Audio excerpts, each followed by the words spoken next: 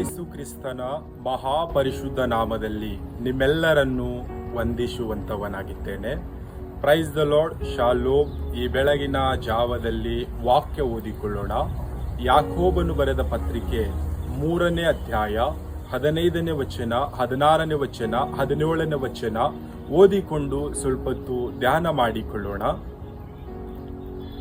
ಅದು ಮೇಲಣಿಂದ ಬಂದ ಜ್ಞಾನವಲ್ಲ, ಅದು ಭೂ ಸಂಬಂಧವಾದದ್ದು, ಪ್ರಾಕೃತ ಭಾವವಾದದ್ದು, ದೆವ್ವಗಳಿಗೆ ಸಂಬಂಧಪಟ್ಟದ್ದು. ಮತ್ಸರವು ಪಕ್ಷಭೇದವೂ ಇರುವ ಕಡೆ ಗಲಿಬಿಲಿಯು ಸಕಲವಿಧ ನೀಚ ಕೃತ್ಯಗಳು ಇರುವವು.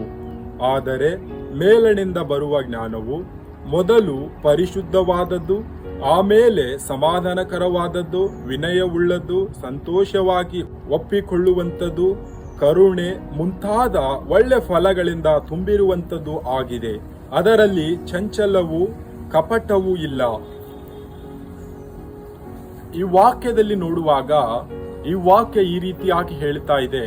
ಎರಡು ವಿಧವಾಗಿ ಈ ವಾಕ್ಯದಲ್ಲಿ ನಾವು ನೋಡುವಂತವರಾಗಿದ್ದೇವೆ. ಮೊದಲನೇದಾಗಿ ಭೂ ಸಂಬಂಧವಾದಂತ ಜ್ಞಾನ, ಎರಡನೇದಾಗಿ ಮೇಲಣ ಲೋಕದ ಸಂಬಂಧವಾದಂತ ಜ್ಞಾನ ಎಂಬುದಾಗಿ ವಾಕ್ಯದಲ್ಲಿ ನೋಡುತ್ತಾ ಇದ್ದೇವೆ. ಈ ಎರಡರಲ್ಲಿ ಯಾವುದು ಪ್ರಾಮುಖ್ಯವಾದಂತ ಜ್ಞಾನ ಎಂಬುದಾಗಿ ನೋಡುವಾಗ ಮೇಲಣ ಲೋಕದ ಜ್ಞಾನ ಪ್ರಾಮುಖ್ಯವಾಗಿದೆ ಎಂಬುದಾಗಿ ನೋಡುತ್ತಾ ಇದ್ದೇವೆ. ನಾವು ಈ ಒಂದು ದಿನದಲ್ಲಿ ಈ ಲೋಕದಲ್ಲಿ ಜೀವಿಸುವಾಗ ಯಾವ ರೀತಿಯಾಗಿ ಜೀವಿಸ್ತಾ ಇದ್ದೇವೆ? ನಾವು ಈ ಲೋಕದಲ್ಲಿ ಜೀವಿಸುವಾಗ ನಮ್ಮ ಜೀವಿತದಲ್ಲಿ ಭೂಲೋಕ ಸಂಬಂಧವಾದ ಜ್ಞಾನ ಇದೆನಾ? ಮೇಲಣ ಲೋಕದಿಂದ ದೇವರಿಂದ ಬಂದಂತ ಜ್ಞಾನ ನಮ್ಮ ಜೀವಿತದಲ್ಲಿದೆನಾ? ನಾವು ಪರೀಕ್ಷೆ ಮಾಡಿಕೊಳ್ಳುವಂತವರಾಗಬೇಕು. ಒಂದು ವೇಳೆ ಭೂಲೋಕ ಸಂಬಂಧವಾದಂತ ಜ್ಞಾನ ನಮ್ಮ ಜೀವಿತದಲ್ಲಿ ಇರುವುದಾದರೆ ನಮ್ಮ ಜೀವಿತ ಹೇಗೆ ಇರುತ್ತದೆ ಎಂಬುದಾಗಿ ನೋಡುವಾಗ ಭೂ ಸಂಬಂಧವಾದ ಪ್ರಾಕೃತಿಕ ಭಾವವಾದ ಜ್ಞಾನ, ಕಪಟತನ, ಮತ್ಸರ, ಪಕ್ಷಭೇದ, ಗಲಿಬಿಲಿ, ಸಕಲ ವಿಧವಾದ ನೀಚ ಕೃತ್ಯಗಳು ನಮ್ಮ ಜೀವಿತದಲ್ಲಿ ಇರುವಂತದ್ದಾಗಿದೆ. ಆ ರೀತಿಯಾದಂತ ಜ್ಞಾನ ನಮ್ಮದಾಗಿರುವಂತದ್ದಾಗಿದೆ. ಈ ಒಂದು ದಿನದಲ್ಲಿ ನಮ್ಮ ಜೀವಿತ ಯಾವ ರೀತಿಯಾಗಿದೆ? ಈ ಲೋಕ ಸಂಬಂಧವಾಗಿ ನಾವು ಜ್ಞಾನ ಮಾಡುತ್ತಾ ನಮ್ಮ ಜೀವಿತವೇ ನಾವು ನಾಶನದಲ್ಲಿ ಹಾಕುತ್ತಾ ಇದ್ದೇವ. ನೀಚ ಕೃತ್ಯಗಳು ಮಾಡುವಾಗ ಪಾಪವಾಗುತ್ತದೆ, ಮತ್ಸರ ಮಾಡುವಾಗ ಪಾಪವಾಗುತ್ತದೆ, ಪಕ್ಷಭೇದ ಮಾಡುವಾಗ ಪಾಪವಾಗುತ್ತದೆ. ಪ್ರಾಕೃತಿಕವಾದ ಭಾವಗಳನ್ನು ನಾವು ಹೊಂದುವಾಗ ಪಾಪದ ಜೀವಿತವಾಗುತ್ತದೆ. ಪಾಪದ ಜೀವಿತವನ್ನು ನಾವು ಜೀವಿಸುವಾಗ ನಮ್ಮ ಜೀವಿತ ನರಕದಲ್ಲಿ ಬೀಳುವಂತದ್ದಾಗಿದೆ. ನರಕ ಎಂಬುದಾಗಿ ನೋಡುವಾಗ ಕಟಕಟನೆ ಕಡಿಯುವ ಹುಳುಗಳು ಸಾಯುವುದಿಲ್ಲ, ಉರಿಯುವ ಬೆಂಕಿ ಆರುವುದಿಲ್ಲ, ಗೋಳಾಟ ಕಿರಿಚಾಟ ನರಕದಲ್ಲಿ ಇರುವಂತದ್ದಾಗಿದೆ. ನಾವು ನಮ್ಮ ಜೀವಿತವನ್ನು ಎಚ್ಚೆತ್ತುಕೊಂಡು ಮೇಲಣ ಲೋಕದ ಜ್ಞಾನವನ್ನು ನಾವು ಅನುಸರಿಸಿ ನಡೆದರೆ ನಮ್ಮ ಜೀವಿತ ಹೇಗೆ ಇರುತ್ತದೆ ಎಂಬುದಾಗಿ ನೋಡುವಾಗ ಸಮಾಧಾನಕರವಾಗಿರುತ್ತದೆ, ಪರಿಶುದ್ಧವಾಗಿರುತ್ತದೆ, ಸಂತೋಷ ಇರುತ್ತದೆ, ಪ್ರೀತಿ ಇರುತ್ತದೆ, ಅನ್ಯೋನ್ಯತೆ ಇರುತ್ತದೆ, ಕಪಟತನ ಇರುವುದಿಲ್ಲ, ಚಂಚಲ ಇರುವುದಿಲ್ಲ. ನಮ್ಮಲ್ಲಿ ಮೇಲಣ ಲೋಕದ ಜ್ಞಾನ ಇರುವಾಗ ಈ ಲೋಕದಲ್ಲಿ ನಾವು ಈ ರೀತಿಯಾಗಿ ಜೀವಿಸ್ತೇವೆ. ಈ ಒಂದು ದಿನದಲ್ಲಿ ಈ ಲೋಕದಲ್ಲಿ ನಮ್ಮ ಜೀವಿತ ಹೇಗೆ ಇದೆ?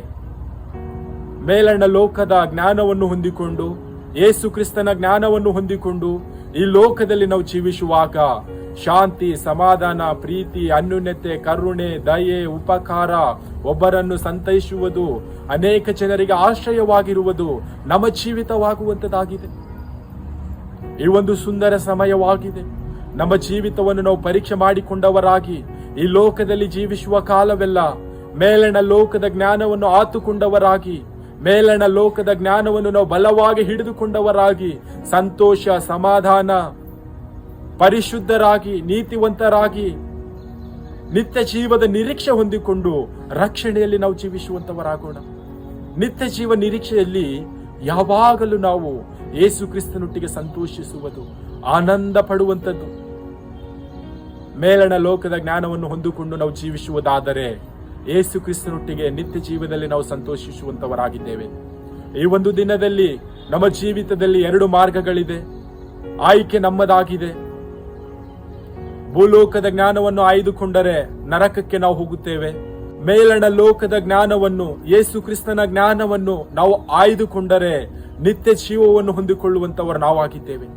ಈ ಒಂದು ದಿನದಲ್ಲಿ ಆಯ್ಕೆ ನಮ್ಮದಾಗಿದೆ. ನಾವು ಏನನ್ನು ಆಯ್ಕೆ ಮಾಡಿಕೊಳ್ಳುತ್ತಾ ಇದ್ದೇವೆ?